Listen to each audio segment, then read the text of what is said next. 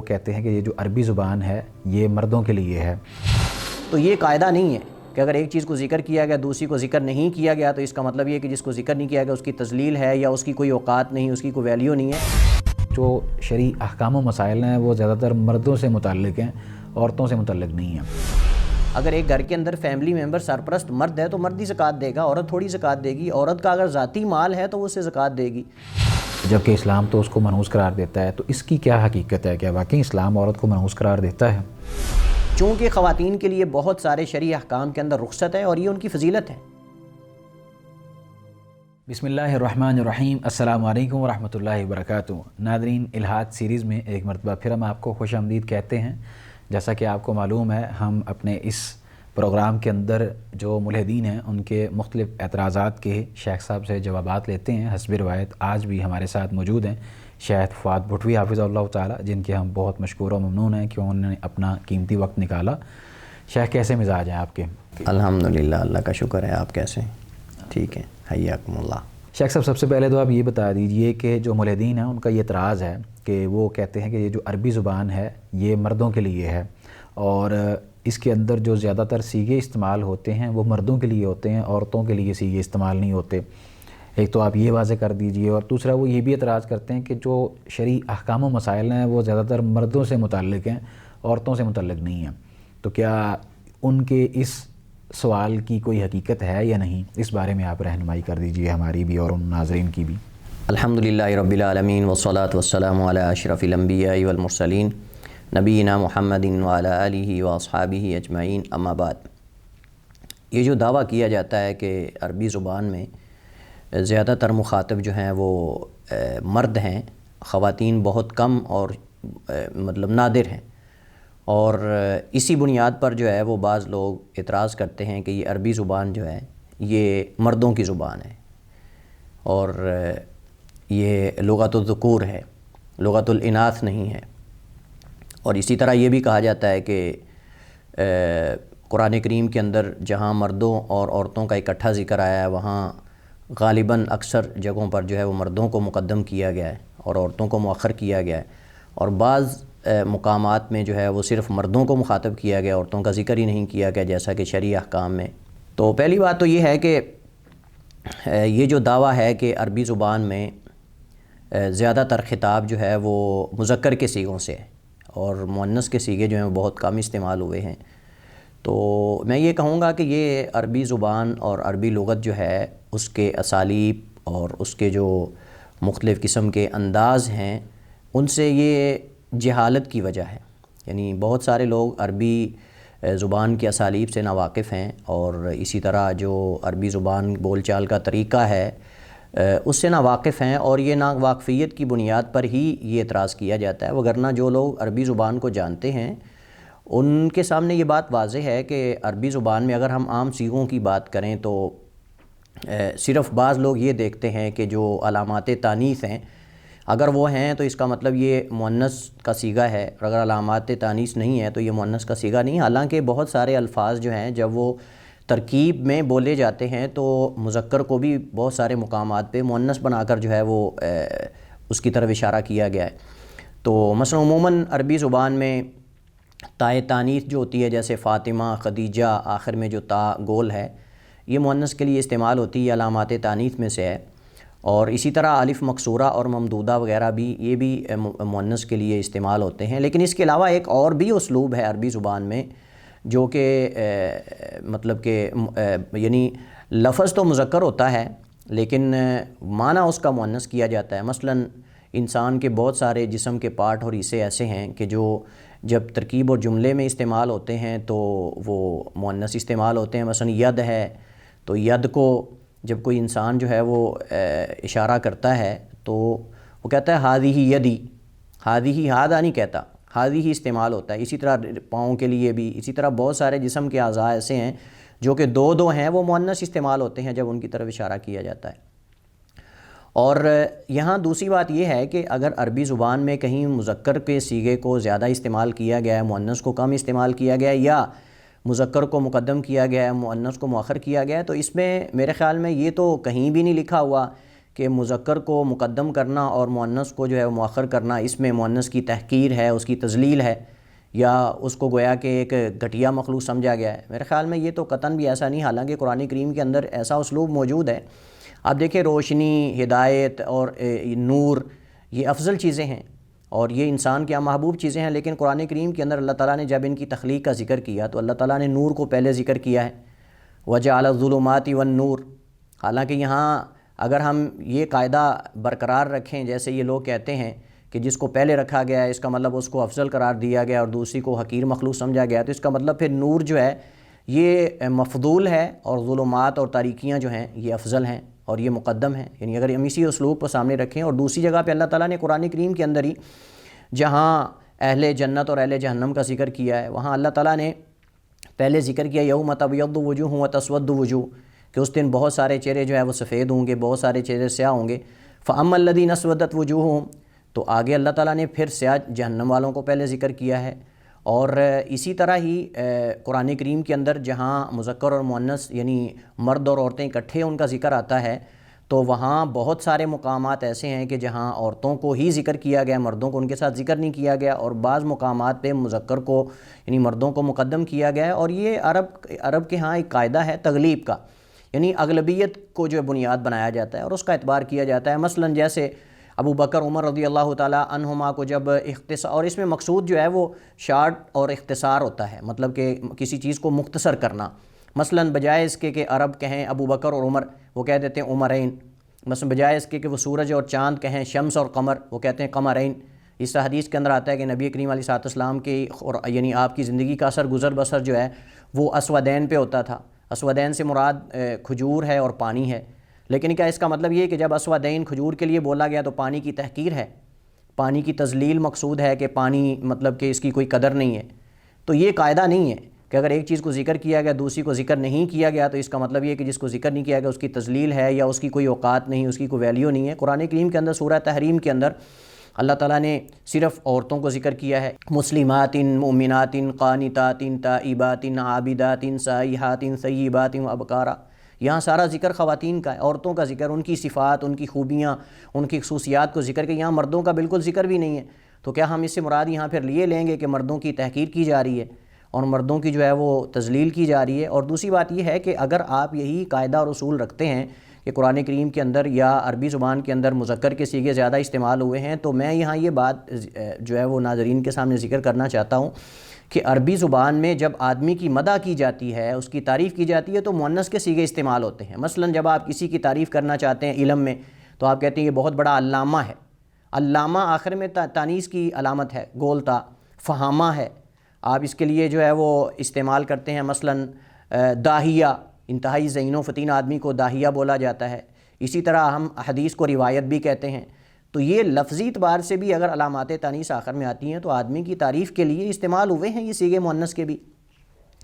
تو لہٰذا یہ کہنا کہ جہاں مذکر کے صیغے استعمال ہوئے ہیں یہ اس کا مطلب یہ ہے کہ یہ زبان مردوں کی ہے، عورتوں کو اس کی کوئی ان کی حیثیت نہیں ہے، یا جہاں مردوں کو ذکر کیا گیا ہے وہاں عورتوں کو ذکر نہیں کیا گیا. یہاں اگر شرعی احکام کے اندر اللہ تعالیٰ نے اکثر مردوں کو ذکر کیا ہے، اور یہ بات صحیح ہے کہ قرآن کریم کے اندر بہت سارے احکام کے اندر مردوں کو ذکر کیا ہے، تو اس کا یہ ہرگز مطلب نہیں ہے کہ وہاں عورتیں شامل نہیں. آپ دیکھیں کہ کیونکہ اس کی وجہ یہ ہے کہ بہت سارے احکامات کے اندر عورتوں کے لیے رخصت رکھی گئی ہے. تو صاف ظاہر ہے کہ جن کے لیے رخصت ہے ان کو بعد میں ذکر کیا جائے گا. تو اللہ تعالیٰ نے اگر زکوٰۃ کا ذکر کیا ہے تو آپ جانتے ہیں کہ زکوٰۃ بھی مرد ادا کرتا ہے. یعنی اگر ایک گھر کے اندر فیملی ممبر سرپرست مرد ہے تو مرد ہی زکوٰۃ دے گا، عورت تھوڑی زکوٰۃ دے گی. عورت کا اگر ذاتی مال ہے تو وہ اسے زکوٰۃ دے گی. تو ادائیگی تو مرد کے ذمے ہے، ذمہ داریاں مرد کی زیادہ ہیں. لین دین کرنا، تجارت کرنا، یہ ساری چیزیں مردوں. تو ذمہ داریوں کے اعتبار سے اغلبیت کی بنیاد پہ ان چیزوں کو مد نظر رکھا گیا ہے. اسی طرح مثلا نماز کا ذکر ہے تو نماز کے اندر بھی آپ جانتے ہیں کہ عورتوں کو رخصت دی گئی ہے گھر کے اندر نماز پڑھیں. تو اور بھی کئی چیزوں کے اندر عورتوں کے لیے رخصت ہے. اور اسی طرح خاص ایام میں، مخصوص ایام میں عورت کو نماز کی رخصت دی گئی ہے کہ وہ نماز نہیں پڑھے گی. قرآن کی تلاوت اور کئی چیزوں اس کے علاوہ اس میں شامل ہیں. تو چونکہ خواتین کے لیے بہت سارے شرعی احکام کے اندر رخصت ہے اور یہ ان کی فضیلت ہے یعنی اس کا مطلب یہ ہے کہ شریعت نے، اللہ تعالیٰ نے ان کو نظر انداز نہیں کیا، بلکہ ان کے لیے رخصتیں رکھی ہیں ان کے لیے.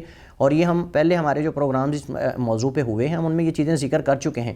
تو خلاصہ کلام یہ ہے کہ عربی زبان جو ہے اس کے بارے میں یہ دعویٰ کرنا کہ یہ مردوں کی زبان ہے، عورتوں کی کوئی حیثیت نہیں اس کے اندر، یہ وہ آدمی بات کرتا ہے جو عربی اسلوب اور عربی بول چال اور عربی زبان سے بالکل نابلد اور ناواقف ہوتا ہے اور وہ ان چیزوں کو جانتا نہیں ہے.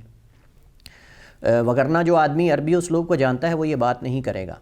شیخ صاحب، بعض جو ملحدین ہیں ان کا یہ بھی اعتراض ہے کہ اسلام جو ہے وہ عورت کو منحوس قرار دیتا ہے. ایک جو روایت ہے اس کی بنیاد پر وہ یہ کہتے ہیں کہ اسلام تو کہتا ہے کہ ہم عورت کو باقاعدہ حقوق دیتے ہیں اور اس کو آزادی دیتے ہیں اور باقاعدہ اس کا مقام و مرتبہ اسلام نے بلند کیا ہے، تو جبکہ اسلام تو اس کو منحوس قرار دیتا ہے. تو اس کی کیا حقیقت ہے؟ کیا واقعی اسلام عورت کو منحوس قرار دیتا ہے؟ دیکھیے، نبی کریم علیہ السلام کی حدیث صحیح ہے، صحیح بخاری اور صحیح مسلم میں حدیث موجود ہے کہ نبی کریم علیہ السلام نے فرمایا کہ انما الشؤم فی ثلاثۃ فی الفرس والمرأۃ والدار، کہ 3 چیزوں میں نحوست ہے، اور ان کو ذکر کیا گیا کہ گھوڑے میں، عورت میں اور گھر میں. اس حدیث کے حوالے سے محدثین اور جو علماء امت ہیں ان کی مختلف آراء ہیں، اور یہاں ان چیزوں کو ذکر کرنے کا قطعاً بھی یہ مطلب نہیں کہ ان 3 چیزوں کو حقیر سمجھا گیا ہے یا ان کی تذلیل مقصود ہے یا ان کی تحقیر مقصود ہے، یہ ہرگز بھی نہیں ہے. بلکہ یہاں اس حدیث کے اندر پہلی بات تو یہ ہے کہ یہ بتانا مقصود ہے کہ اللہ تعالیٰ انسان کو بسا اوقات جو ہے وہ آزماتا ہے. تو انسان کے لیے بسا اوقات جب اس پر پریشانی آتی ہے، مصیبت آتی ہے، تو اللہ تعالیٰ ان 3 چیزوں کے ذریعے اس کو آزماتا ہے. یعنی ایک آزمائش کا ذریعہ آپ سمجھ لیں، یا انسان کے اوپر جو ہے وہ مصیبت اگر آتی ہے تو ان 3 طریقوں سے آتی ہے. اور اس کی وجہ یہ ہے، میرے خیال میں اگر ہم اس کی اصل بنیادی طور پہ ان 3 چیزوں کو ذکر کرنے کی وجہ اگر ہم جان لیں یا اس کی طرف ہم غور کریں تو یہ اعتراض ہمارے ذہن میں اٹھتا ہی نہیں کہ عورت کو یہاں مثلاً گدھے کے برابر کر دیا گیا ہے، یا مثلاً گھوڑے کے برابر کر دیا گیا ہے، یا مثلاً گھر کی طرح عورت کو سمجھا گیا. مطلب اس طرح کی چیزیں جو ساتھ مذکور ہیں. یہاں دیکھیے، انسان کی زندگی کا اکثر اوقات جو حصہ ہے، یہ اکثر حصہ جو ہے وہ ان 3 چیزوں کے ساتھ گزرتا ہے. یعنی یہ انسان کی زندگی آدمی کی زندگی کے ساتھ لازم ہے. عورت ہے، گھر ہے، سواری ہے. مجھے بتائیں اس کے علاوہ کوئی اور بھی ہے زندگی کا حل؟ انسان اگر کہیں جانا ہے تو سواری پہ جانا ہے، گھر آئے گا تو عورت ہے، اور اگر انسان رہائش کے لیے تو گھر ہے. یعنی انسان کی آپ سمجھ لیں کہ مردوں کی اکثر زندگی ان 3 چیزوں کے ساتھ گزرتی ہے. تو صاف ظاہر ہے کہ اللہ تعالیٰ جب انسان کو آزماتا ہے، اور یہ اللہ تعالیٰ کے فیصلے ہیں، اور اللہ تعالیٰ جو ہے وہ حکیم ہے، خبیر ہے، علیم ہے، قدیر ہے، تو بتانا یہ مقصود تھا کہ ان 3 چیزوں کے ذریعے انسان کو بھی آزمایا جاتا ہے. یعنی بسا اوقات گھر جو ہے، آپ دیکھیں کہ گھر بسا اوقات انسان کے لیے قابل ملامت بن جاتا ہے. اس کے اندر بچے فوت ہوتے ہیں، انسان کے اوپر گر جاتا ہے، پریشانی کا ذریعہ بنتا ہے، ٹوٹ پھوٹ کا شکار ہو جاتا ہے، اس کے اندر ہلاکتیں ہوتی ہیں، اموات ہوتی ہیں. اسی طرح بیوی ہے، بیوی بسا اوقات انسان کو اگر بری مطلب کہ بیوی مل جائے، نافرمان اگر انسان کو عورت مل جائے، تو آپ جانتے ہیں کہ کیسے اس کو پریشانی کا سامنا کرنا پڑتا ہے. بد اخلاق، بد کردار، کہ انسان اگر باہر سے آدمی تھکا ہارا گھر کے اندر جائے اور آگے سے اگر نافرمان بیوی ہو، تو انسان بجائے اس کے کہ اس کی تھکاوٹ اترے، وہ تو انسان اور زیادہ پریشان ہو جاتا ہے. تو یہ آپ سمجھ لیں کہ ایک طرح کی پریشانی ہے. تو اصل مقصود یہ ہے کہ بسا اوقات انسان پر نحوست آتی ہے ان 3 چیزوں کے ذریعے، نہ کہ یہ 3 چیزیں نحوست ہیں. یہ قطعاً بھی حدیث کا مطلب نہیں کہ 3 چیزیں نحوست ہیں، بلکہ یہ بتانا مقصود ہے کہ انسان پر بسا اوقات مشکلات آتی ہیں ان 3 چیزوں کے ذریعے. اور یہ وہ آدمی زیادہ بہتر جانتا ہے جس کی سواری جو ہے وہ خراب ہو، جس کی سواری کوئی اس کے پاس پرانی ٹوٹی پھوٹی سائیکل ہو، کوئی ٹوٹی پھوٹی گاڑی ہو، یا کوئی لاغر کمزور سواری ہو، تو اس کو کیا کیا کچھ جو ہے وہ کرنا پڑتا ہے، پریشانیوں کا سامنا ہوتا ہے. اور خصوصاً جب گرمی کا موسم ہو تو سواری خراب ہو، اوپر سے مئی جون کا مہینہ ہو، تو آدمی کو اس وقت اندازہ ہوتا ہے کہ یہ کیسے انسان کے لیے پریشانیاں آتی ہیں ان چیزوں کے ذریعے. تو چونکہ ان 3 چیزوں کو اس وجہ سے ذکر کیا گیا کہ اکثر آدمی کا وقت ان کے ساتھ گزرتا ہے، عورت ہے یا گھر ہے یا سواری ہے. لیکن یہ قطعاً بھی مطلب نہیں ہے کہ ہر صورت میں اور ہر حال میں یہ 3 چیزیں نحوست ہیں، یا ان 3 چیزوں یہ بذات خود یہ نحوست ہیں. دوسری بات یہ ہے کہ جہاں عورت کو، گھر کو اور سواری کو یہاں مطلب کہ یہ بتایا گیا ہے کہ ان کے ذریعے انسان پر پریشانیاں آتی ہیں، وہاں اس کو سعادت بھی قرار دیا گیا ہے. مسند احمد اور دیگر بعض کتب حدیث کے اندر یہ حدیث موجود ہے۔ نبی کریم علیہ السلام نے فرمایا، جیسا کہ مسند احمد میں حدیث ہے کہ اللہ کے نبی علیہ السلام فرماتے ہیں سعادت ابن آدم فی ثلاثہ، کہ ابن آدم کی سعادت جو ہے وہ 3 چیزوں میں۔ تو نبی کریم علیہ السلام نے یہی 3 چیزیں ذکر کی جن کو یہاں پہلے جو ہے وہ یہ بتایا گیا کہ اگر نوست انسان پہ آ سکتی تو 3 چیزوں کے جو ہے وہ ذریعے سے آ سکتی ہے، لیکن ان کے اندر نہیں ہے، یہ قطعاً بھی نہیں۔ مثلاً آپ صلی اللہ علیہ وسلم نے نیک بیوی کا ذکر کیا، آپ نے وسیع گھر کا ذکر کیا، اور آپ نے جو ہے وہ آرام دہ سواری کا ذکر کیا۔ اب یہاں اگر تو ہر حال میں ہی مقصود عورت جو ہے وہ نوست ہوتی ہے یا گھر کے اندر نوست ہوتی ہے تو آپ صلی اللہ علیہ وسلم تعریف نہ کرتے، نبی کریم علیہ السلام جو ہے وہ تعریف نہ کرتے۔ تو یہاں نبی کریم علیہ السلام کا یہ ذکر کرنے کا مقصد یہ اصل میں اشارہ کرنا اس بات کی طرف کہ انسان کو چاہیے کہ جب سواری خریدے تو اچھی سواری خریدے، جب گھر خریدے تو اچھا گھر خریدے، آرام دہ ہو، اور جب بیوی انسان شادی کرے تو نیک عورت سے کرے، تاکہ انسان کی زندگی جو ہے وہ سعادت مند انسان بن جائے اور آرام دہ ہو۔ اور نبی کریم علیہ السلام اگر عورت سے نفرت ہی مقصود ہے یہاں، تو اللہ کے نبی علیہ السلام نے، جیسا کہ سنن نسائی اور مسند احمد وغیرہ میں حدیث موجود ہے، نبی کریم علیہ السلام نے فرمایا حبب الیہ من الدنیا النساء والطیب، کہ دنیا میں سے مجھے میرے لیے جو چیزیں محبوب بنا دی گئی ہیں ان میں سے عورتیں ہیں، اور دوسرا فرمایا خوشبو ہے۔ اور ایک دوسری حدیث کے اندر اللہ کے نبی علیہ السلام نے فرمایا انما النساء شقائق الرجال، انما النساء شقائق الرجال، یہ سنن نبی داؤد ترمذی وغیرہ کی صحیح حدیث ہے کہ نبی علیہ السلام نے فرمایا کہ جو عورتیں ہیں، بعض علماء نے اسے حسن قرار دیا ہے، نبی علیہ السلام نے فرمایا کہ عورتیں مردوں کی طرح ہیں، عورتیں مردوں کی طرح ہیں۔ اس کا مطلب یہ ہے کہ ہم یہ خاص کر لیں کہ عورت کے اندر ہی نوست ہے یا عورت بذات خود نوست ہے، تو یہ نبی علیہ السلام کا قطعاً بھی مقصد نہیں ہے۔ تو یہاں حدیث سے مقصود یہ ہے کہ بسا اوقات یہ 3 چیزیں انسان کے لیے پریشانی کا ذریعہ بن جاتی ہیں، لہٰذا انسان کو چاہیے کہ انسان جو ہے وہ سواری خریدتے ہوئے، گھر بناتے ہوئے وسیع گھر بنائے، سواری خریدتے ہوئے آرام دہ سواری اور نئی سواری لے، اچھی حالت کی سواری لے، اور شادی کرتے ہوئے نیک خاتون سے نکاح کرے۔ یہ نہ ہو کہ اگر کل کو کوئی پریشانی آئے تو وہ سمجھے کہ شاید یہ منحوس ہے، بلکہ میں کہتا ہوں یہاں تو عورت کی عزت ہے، یعنی تاکہ عورت کے بارے میں انسان کا مائنڈ خراب نہ ہو، ذہن خراب نہ ہو کہ یہ شاید منحوس ہوتی ہے، یہ تاکید کی گئی کہ اچھی عورت سے نکاح کرو تاکہ تمہارا ذہن ہی نہ بنے، یعنی تمہارے اندر یہ نوست آئے ہی نہ، یہ بدشگونی جو ہے یہ آیا ہی نہ کہ تم سمجھو کہ شاید عورت منحوس ہوتی ہے یا گھر منحوس ہوتا ہے یا سواری منحوس ہوتی ہے۔ تو نبی کریم علیہ السلام نے اس دروازے میں داخل ہونے سے ہی روک دیا ہے، یعنی اس باب میں بدشگونی میں واقع ہونے سے روک دیا ہے۔ نہ بری عورت سے نکاح کرو، نہ برے گھر میں رہو، نہ پھٹکچر اور ٹوٹی ہوئی سواری لو تاکہ اقبال کل کو ملامت کرو اسے۔ تو یہ بالکل ایسے جیسے نبی کریم علیہ السلام نے ایک حدیث کے اندر فرمایا لا عدویٰ ولا طیارہ، کہ کوئی بیماری متعدی نہیں ہوتی، اور دوسری جگہ نبی کریم نے اسی حدیث کے آخر میں فرمایا کہ کوڑی کے مریض سے ایسے بھاگو جیسے شیر سے ڈر کے بھاگا جاتا ہے۔ تو اس کا مطلب یہ تو نہیں کہ تعارض ہے آپس کے اندر، بلکہ مقصود یہ ہے کہ احتیاط ہے، کہ مطلب یہ کہ احتیاط کرو، یہ نہ ہو کہ اگر انسان کو کوئی بیماری کسی سے لگ جاتی تو یہ سمجھنے لگ جائے کہ شاید اس نے مجھے لگائی۔ جس طرح قرآن کریم کے اندر بھی ہے کہ اللہ تبارک و تعالیٰ ایک جگہ فرماتے ہیں المال والبنون زینت الحیات الدنیا، کہ مال اور بیٹے جو ہیں وہ دنیا کی زینت ہے، اور دوسری جگہ پہ اللہ تبارک و تعالیٰ فرماتے ہیں کہ یہ فتنہ ہے۔ بلکہ قرآن کریم کی آیت کے اندر ہے انما اموالکم واولادکم فتنہ، انما اموالکم واولادکم فتنہ، یعنی اللہ تعالیٰ نے مطلب کہ ایک جگہ زینت قرار دیا ہے ان چیزوں کو اور دوسری جگہ فتنہ بھی قرار دیا ہے۔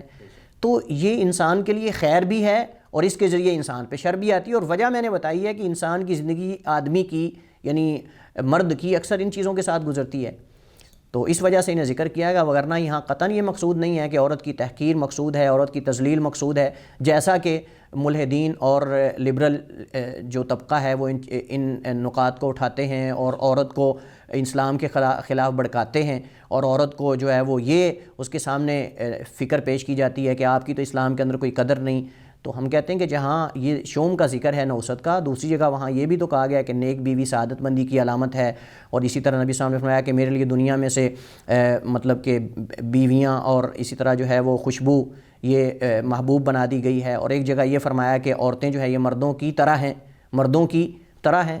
تو میرے خیال میں اس کے بعد مزید جو ہے وہ ایک مسلمان کو کم از کم جو ہے یہ اعتراض نہیں ہونا چاہیے کہ مسلمان عورت کو کہ ہمارے لیے شاید اسلام نے نا انصافی کی ہے، یا ہمارے لیے حقوق جو ہے وہ نہیں بتائے گئے، یا ہمیں مردوں سے بہت نیچے کیا گیا ہے، یا یہ قطعاً بھی ایسا نہیں ہے۔ بہت شکریہ شیخ، اللہ تعالیٰ آپ کو رحمت و برکتوں سے نوازے۔ اللہ تعالیٰ آپ کے علم میں مزید برکت نازل فرمائے، اور آپ سے ہم انشاءاللہ وقت لیتے رہیں گے اور مزید رہنمائی لیتے رہیں گے۔ ناظرین، یہ تھا ہمارا آج کا پروگرام، جس کے اندر شیخ صاحب نے واضح کیا اس حوالے سے کہ عورت جو ہے اس کو اسلام نے کس قدر حقوق دیے ہیں، نہ کہ اس کے اوپر پابندیاں لگائی ہیں اور حقوق سلب کیے ہیں۔ اگر آپ کا کوئی کسی قسم کا سوال ہو اس حوالے سے تو وہ آپ کر سکتے ہیں۔ انشاءاللہ ہم اپنے دیگر موضوعات کے ساتھ حاضر ہوتے رہیں گے۔ تب تک کے لیے آپ ہمیں دیجیے اجازت۔ اللہ حافظ۔